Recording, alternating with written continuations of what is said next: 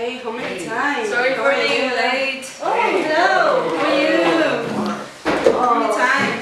We have discovered some incredible things. Really? Yes. You were in the city. Mm-hmm. When I seen the tribus, wow. Yes, I've been studying about Kenya, all the geography in all the country, but Kenya is located in East Africa and borders with Somalia, Ethiopia, Sudan, Uganda, Tanzania and the Indian Ocean. Kenya has white sand beaches on the coast. Most of the country is covered by inland plains. Nairobi, Kenya's largest city and capital, is located in the Central Highlands. Kenya shares Lake Victoria, that the largest lake in Africa and the main source of the Nile River. Another significant feature of Kenyan geography is the Great Rift Valley, a canyon that cuts through the highlands. Kenya is also home to some of the world's most spectacular wildlife, including elephants, lions, giraffes, zebras, antelope, etc. So, the animal population is threatened by both hunting and an expanding human population, while their number fell drastically. Although established a system of national parks to protect the wildlife. Oh, very Interesting. interesting. Oh my god. That's great. It's amazing how you learn. So many things. Yeah. Yes, yes. He was really into the investigation. Can you continue? I like Nairobi so much. I lived in this capital for 5 years, working, Nairobi was founded in 1899 by the colonial authorities in British East Africa. After independence in 1963, Nairobi became the capital of the Republic of Kenya. Okay, so tell us about the demography. Oh yes, the population has been significantly reduced by the AIDS epidemic, as have the age and sex distribution of the population. There are more than 40 ethnic groups in this country. Some tribes we can find here is the Kikuyu, Luhya, Luo, Kalenjin, Kamba, Kisi and Meru. Others, including the Somalis and the Turkana, is in the north and the Kalenjin in the Great Rift Valley comprise approximately 15% of the population. These ethnic categories are further broken down into subgroups. 1% of the population is non-African and mostly of Indian and European descent. Oh, interesting. Yeah. Now let me tell you something about the language. So because you have been in the tribes, you know that they speak Bantu, which came from when the Arabs came into Kenya as traders. And so they needed a mix of languages to understand them. But in the city, the main languages are Swahili and English. Interestingly enough, English is the language generally used in government and business. It is also used in most of the schools, although there has been a movement, a nationalistic movement, to use more Swahili, a little bit like Catalan in Catalonia or Basque in Basque Country, okay? And English is not only spoken by the elite, like some people think, it is also spoken by people who have had an education, who have gone to school, okay? I also found something really interesting about the flag. The flag, as you know, has 3 horizontal stripes, and do you know what they represent? Oh, tell us. Oh, very interesting. Well, there's a red, black, and green stripe, okay? The black symbolizes the people of Kenya. The red stands for the bloodshed in the fight for independence, and the green symbolizes the agriculture. In the center of the flag, there's a red shield with black and white markings and 2 crossed spears, which stand for the vigilance in the defense of freedom. Isn't that patriotic? Isn't that beautiful? very patriotic. It's incredible, right? Yeah. Something that I found really interesting when studying with Antonio the history and ethnic relationships was that the archaeologists believe that in the Great Rift Valley was one of the places where humans originated. During the years, other tribes arrived from various parts of Africa, and tribal disagreement spread. It's normal. If you have different tribes that come along to the same place, there's always a fight, right? Many people left their footprints. Arabs, for example, tried to establish trading centers along the coast of Africa. against to Islam. Nevertheless, the Portuguese tried to have their shot and tried to colonize some of the region. But in the 15th century, everything went down. The Arabs tried to overcome the Portuguese, and then the English came. And we all know what happened when the English come. They colonized everything. Everything. Yeah, we know that. Always. So, when the British came, they gradually increased the domain in the region. And in the 19th century, Kenya was named as a British protectorate by the Congress of Berlin, which divided the African continent among various European powers. So, it was being divided by all the powerful empires that were at that time. Kenya had no representation of its people. So that's very sad. Anyway, further on, there was the construction of the railway which connected Uganda with Kenya. And increasing economic opportunities arose, bringing thousands of British settlers to Kenya. And the Kenyans, the native people, were forced to live in reservations, which is horrible, and I'm sure you'll tell us about that, right? Yes. Well, what happened was that the Africans resisted. And they were defeated by the superior military power of the British. They had guns, they didn't have guns. Kenyans were outraged and tired of the injustice they were living, so they created a nationalist party called the Kenyan African Union in 1944, whose president was the Kikuyu leader, named Jomo Kenyatta. He rallied for Kenyan independence to the cry of Uhuru, which means freedom in Swahili. Society was divided between the people who wanted a peaceful rebellion and the people who wanted to do whatever was necessary to achieve independence. This meant violence, secret societies, and the people that wanted this were mostly Kikuyu, which I know one of you has been in one of those tribes, right, Aida? Me. Okay, more than 100 civilians and policemen were murdered, as well as 1,000 Kikuyu who disagreed with them or who supported the colonial government. The British revenged these murders by killing more than 11,000 Mau Mau and their sympathizers, and in turning entire tribes in wire camps, in concentration camps. That's crazy. Oh my God. Yes, it's horrible. The British also imprisoned the natives they considered as leaders of this rebellion. Nevertheless, more leaders emerged, obviously, you know. And as time went by, things moderated, and they found a common goal. This common goal was to give blacks the right to vote, and this happened in 1957. Nevertheless, as time went on, Kenya achieved independence in 1963. And many prisoners, many political prisoners were released, like Kenyatta. Although he was a Kikuyu, and over time, tribalism wasn't his main objective. It was to become a member of the government. By the way, do you know what religion is the major religion in Kenya? No? No. So Because, that's, yeah, you don't know? that's interesting. Guess.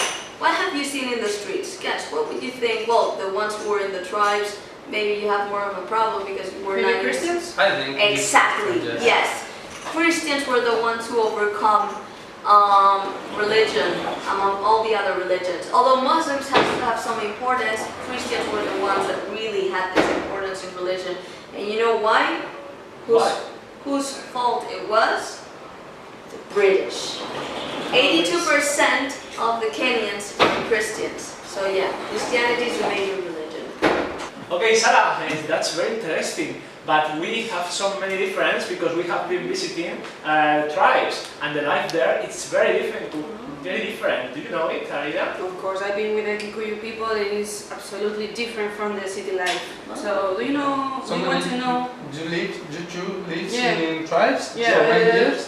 6 months. 6 months. Yeah. Yeah, we want to know more. We know nothing about the tribes. Do you want to know? Yeah. We only live in Nairobi and Oh, Yeah, the okay. center. I will tell you. I've been with the Kikuyus, okay? The Kikuyus make up 22% of the Kenyan population, and the Kikuyu is more or less about 6 million of the population of the city. They are the largest ethnic group in the country and are also known as the Gikuyu or Ajikuyu. It's something curious. and they speak the Kikuyu language. This tribe, who live around the fertile central highlands and mountain Kenya, where they mainly grow tea and coffee, have embraced the modern Western way of life. The Kikuyu have enjoyed great economic and political power in Kenya since the nation's founding. 3 of Kenya's presidents have been from the Kikuyu tribe. Originally farmers in the land surrounding Mount Kenya, the Kikuyu lost much of the traditional lands to the British during the colonial era, as you know. This led to great unrest within the country and contributed to the Mau Mau rebellion that was a catalyst for the independence of Kenya. Although many Kikuyus have migrated to the main urban city of Nairobi and other towns, the territories still remain along Mount Kenya and the Southern Highlands. You know, as you said, religion is something very interesting, and Kikuyus, they converted to Christianity, but they believe in a God, originally they believe in a God called Ngai, is a very strange name, who lived atop Mount Kenya. Similar to the Christian belief in Adam and Eve, the Kikuyu believe humanity had arisen from a single man, Kikuyu, and woman, Mumbi, who had 9 children that would go on to become the Kikuyu. The Kikuyu traditionally practice polygamy, allowing men to take multiple wives. On this arrangement, wives also allowed to make male lovers. The children of such affairs will become the property of the husbands and be raised as if they were his own. About the culture of the Kikuyus is something very interesting and curious, and due to their history of economic success, the majority of Kikuyus are well educated, as we don't know very much about them. Their ability to adapt to new realities has resulted in the Kikuyu, including those who live in the rural areas, adopting many aspects of modern culture. But in the end, they have a very deep traditional culture, and Ryukyu Cultural Center tells us about it. For example, traditional songs, proverbs, and dances bring the myths and legends of the Kikuyu to life. In cuisine, music, marriage, and everyday family life, most Kenyan Kikuyus still hold true to their identity.